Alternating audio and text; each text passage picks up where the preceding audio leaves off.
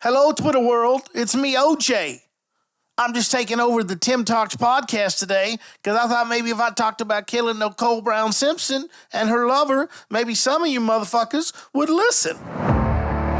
I'm spending my whole weekend in my pajamas. The whole thing for me is I'm trying to save you time, money, and energy. I have got a PhD in life. So, what do I care what some random person on the internet thinks of me? New year, new me. You gotta have some fun. God, Tim, everything you touch just is amazing. And I want to tell that person, no, it's not. I'm only trying to make one person happy, and that's Tim Castleman. Hey, what's going on, everybody? Tim Castleman here. Good to be with you. I survived. My friends survived. We made it back successfully from Cuba. We had quite the adventure, which I can't wait to get into in just a second. And I even came back with a little present. Cuba said, hey, before you go, we want to give you something. So we'll talk about that in a moment. Now, last time I talked about Cuba, I think I took 6.5 months of podcast recording up. We're not going to do that. I'm going to try and knock this thing out in probably 2 episodes because we did a lot. There's a lot to cover. There's a lot of, stuff I want to address. What is this, a presidential thing? I'd like to address the mutual houses of Congress. No, listen. Went to Cuba in January. Total whim decision, right? I didn't even know I could travel to Cuba. I literally went to Google Flights, and I was like, can Americans travel to Cuba? And they're like, yes, you can, without government approval, if you're going to support the Cuban people, which it turns out, both my trips, that's exactly what I did. So, yeah. So went in January, got to meet a lot of great people, really enjoyed the perseverance and the determination of the people there, that despite all the setbacks, they were still proud Cubans, which they still are, and that, they were doing the best they can with the cards that they were dealt. Now, I will say, overall, too long didn't read. I felt this trip to Cuba in May. So talking 4 or 5 months later, basically, I felt like the second trip, they were better off. Like they had actual napkins they could give, right? They weren't like rolling toilet paper, 3 squares for you to be able to purchase. There was food. I don't think there was maybe once or twice they said they didn't have something, but most of the food they had was there. But the people seemed different this time. The people seemed, I don't want to say broken, but I mean, it's just so tough over there right now that, put it to you this way, because of the government, the United States, I don't know how it all works. Clearly, I'm not a government official, but because of it, they're allowed to apply for petition to come over, basically be sponsored by someone in the United States, come over for 2 years. A year into it, they get to be apply for citizenship, and then that qualifies them for, becoming a U.S. citizen. And gets them in line in the process and stuff like that. Every single person I talked to was enrolled in that program, and majority of them were just waiting on a date. They were just waiting on a date for their eventual release, right? And I mean, parole's a terrible thing, but they're waiting on a date so that they can leave Cuba. They've already had several 100,000 people do it. Again, all legal. That's not the people coming up ashore on the boat or any of that crap, right? This is all through the government, legal sanction. They know you're in the country, all of that good stuff. Not here to debate that stuff, but it was just kind of shocking to me that people, like I said, everybody I talked to about that. And the locals were telling me that, it was tough. It's going to be a tough summer because they're low on fuel. They're still rationing fuel. Energy is having to be conserved, meaning that there are blackouts. And as the summer approaches and it gets hotter and hotter, more and more blackouts, are likely to occur, especially in the remote areas. If you're in Havana or something like that, chances are you aren't going to lose power, or if you do, it'll be for a minimum amount of time. But if you live out in the countryside, you are mucked, right? So why the hell would I decide to go back to a place that was like this? Well, because I enjoyed the people so much, I decided that I wanted to come back. I wanted to take my friend Chase to enjoy, Cuba, and we're big cigar smokers, and check all that stuff out, and wanted to help out the people in the process. So went through a whole long process. Went and shopped at Dollar Tree like 4 or 5 times. I think we spent $600 there. Another couple $100 on Amazon. I think we were close to $1,000 before we even left the country of supplies that we were bringing over. And again, like I've said in the past podcasts, these are just everyday supplies that you and I take for granted. You got a headache, you go to the cabinet, you grab an aspirin. You got a headache in Cuba, you don't got aspirin, sucks to be you. Let me go to the pharmacy. Nope, nothing there. And a lot of times you have to buy it on the black market, or you have to have someone in America that will send it to you through one of their highly inflated programs. Everyone's got to make a cut. Everyone's got to get their commission. I understand that, but Christ almighty, right? Think about that.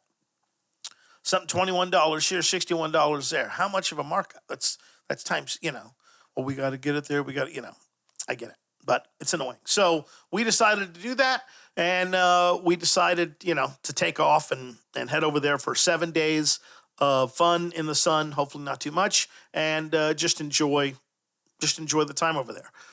Now, we start off bumpy, okay, because we booked a 7 a.m. flight, all right? A 7 a.m. flight is only to be used as a last case scenario, and your ability, you're going out on a funeral. This is like my father died or is about to die, and I must take the first plane out. 7 a.m. is acceptable, right? But if they got you in life support and you're still going to be a vegetable by the time I get there, I'm going to go ahead and take the afternoon flight. I love you.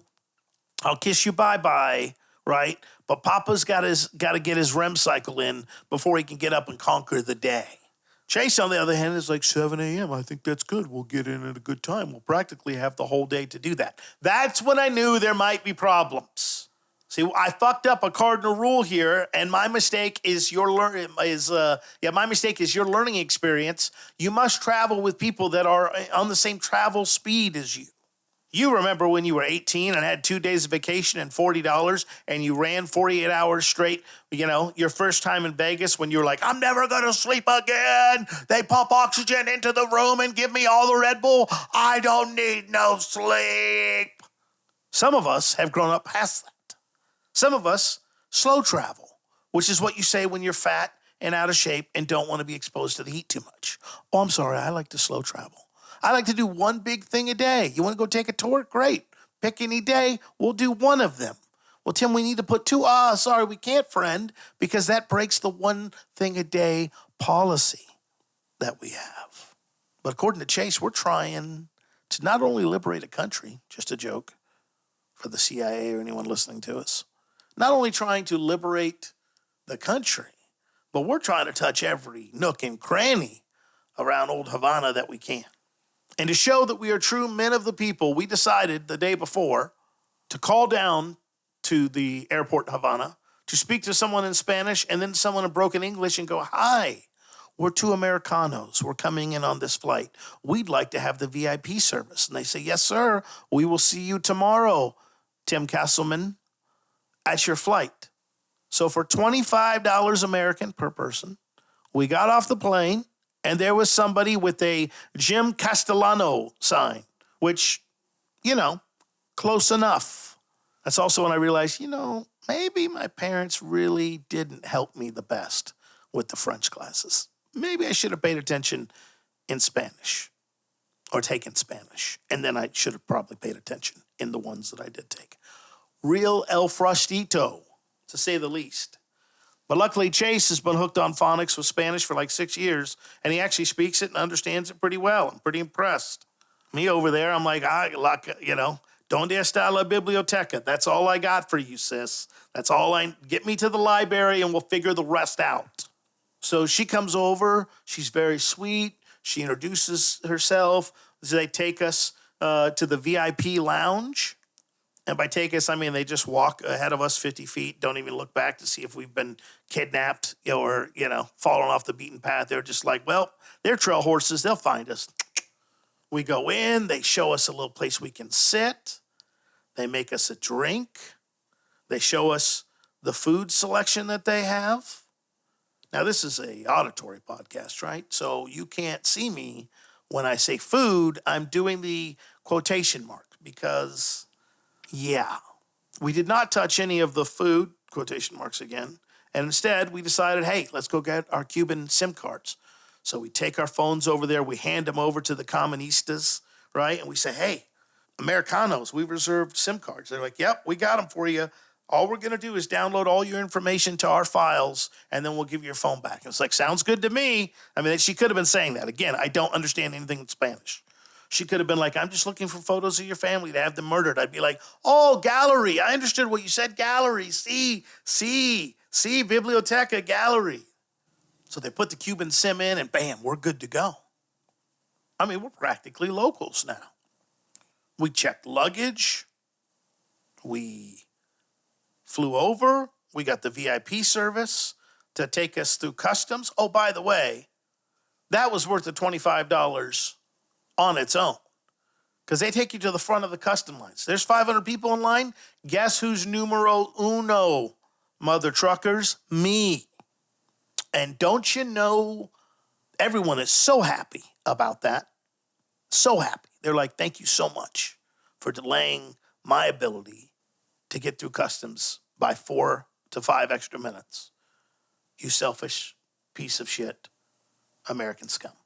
Again, I don't know. They could have been saying that. They could have said, no problem, amigo. Have a great time. I don't know. I don't speak the Spanish. So we go through customs. We get seated in the VIP area. We walk over. We get our SIM cards there. We're connected, except, oh, shit, we've got Cuban numbers. And now we got to tell all our American contacts to download WhatsApp. And then if they will enter their social security and blood type and send, some nudes, then they'll be able to connect with us on the phones. Now, it don't matter to me. I don't got kids. I don't got a wife, right? Everyone that's going to be dead is going to still be dead when I come back. I got a job to do. Mr. Giveaway is here. Mr. Giveaway is here. So, we get done. They say, oh, your bags, they're ready. We come. We see our bags. They carry it out to the taxi. Not the taxi that I normally take. Not Ivan the Terrible. He's out of town. Ivan's a busy man. Busy, important. He's got tours. He's got X. He's got Y. He's a people pleaser, mover, blah, blah, blah, blah, blah, blah, blah. So he couldn't be there. So his friend picks us up. That's great. Takes us to the Airbnb. So good to see you. We check in. By the way, don't freak when you go to Cuba. When you check into a place, you got to give them your passport. They don't hold on to it. They just write down your information. That way, if the government ever asks, hey, where did this person stay in Cuba? On both sides, they can go, here's his record, his home of record there. Keeps you out of trouble. Not trying to get in trouble. Still in the communist country. Here to help people, not to recruit them.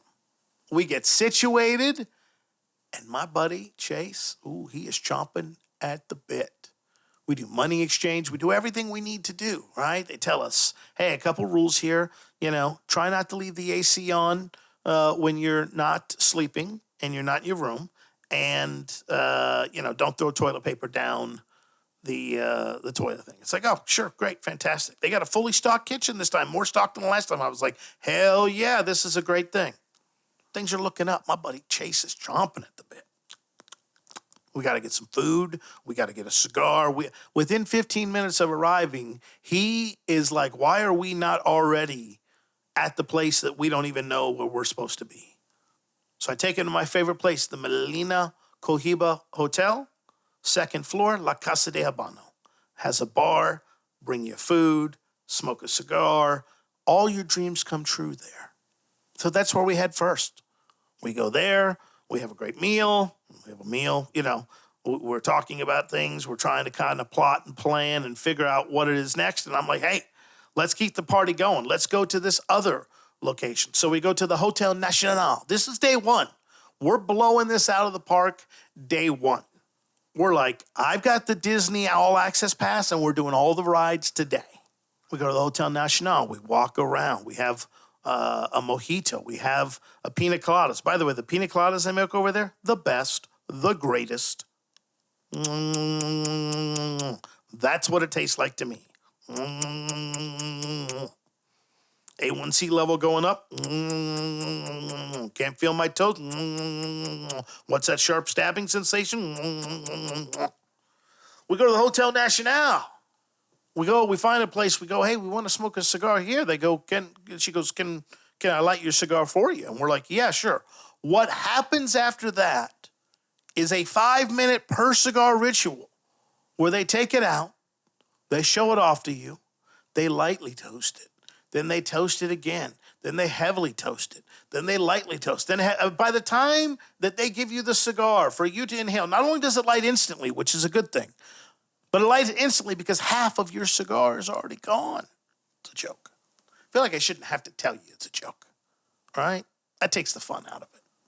So we're like, oh, this is awesome, man. We're having a great time. We're smoking a cigar at the Hotel Nacional, beautiful place, showing Chase around, all that good stuff. We have a random stranger appear in our life. The first of many. So random stranger comes up to us and goes, hey, you guys never need a taxi. Let me tell you what I do. What I do is I do taxi here in Cuba.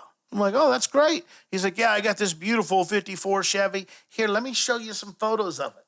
And what he's showing us are cigars. Box after box after box of different cigars. And then he shows us this huge humidor and he goes, see these? These are Cohiba. You don't understand. I live outside the factory. I make agreements with certain people. My family is in the government or was in the government. And that's how I'm able to do it. And I'm just like, So he drops the business card on us, turns it over to where the car is. He goes, if they ask, this is what we talked about. And he points to the car. And I'm like, ooh, you a slick talking son of a bitch. So we enjoy our drinks and cigars there. We cash out. We're going to go find another cigar place. Oh my God, we are doing it. We're doing the trifecta. We're hitting it all today. One day, we're hitting all the hot spots. Chase wants to explore. He wants to walk around. He wants to see the sights. So he pulls up where we are, where we're supposed to go.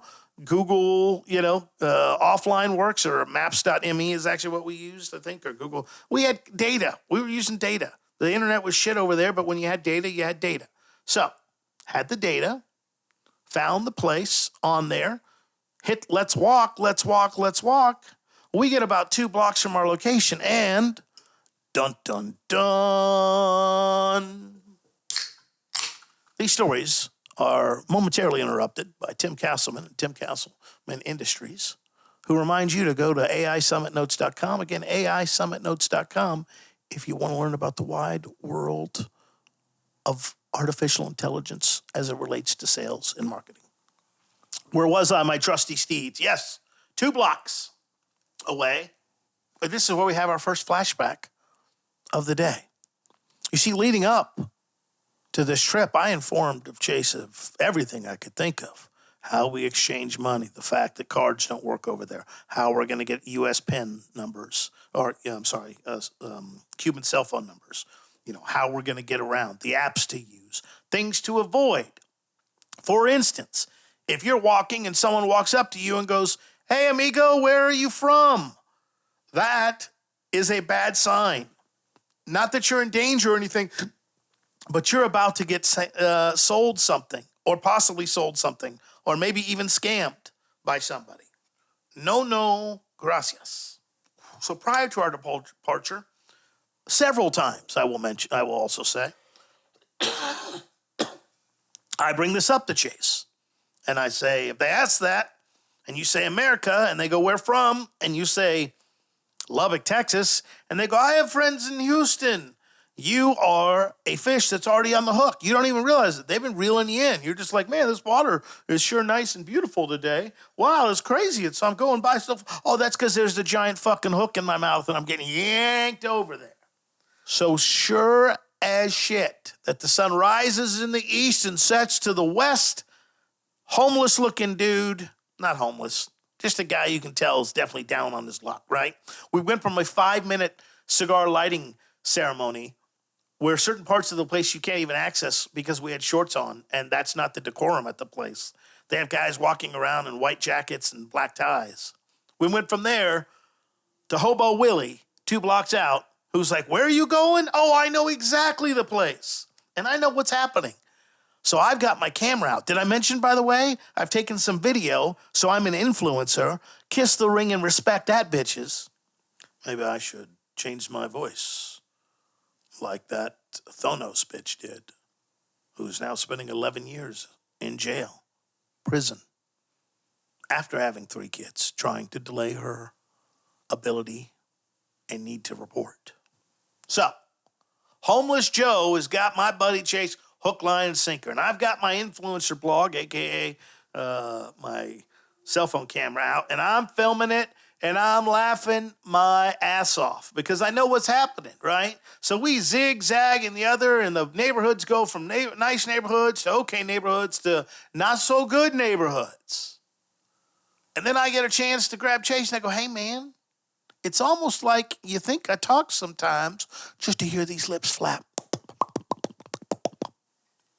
You remember when I said, don't do this, that now that we're doing this and this is what's happening? And he's like, fine.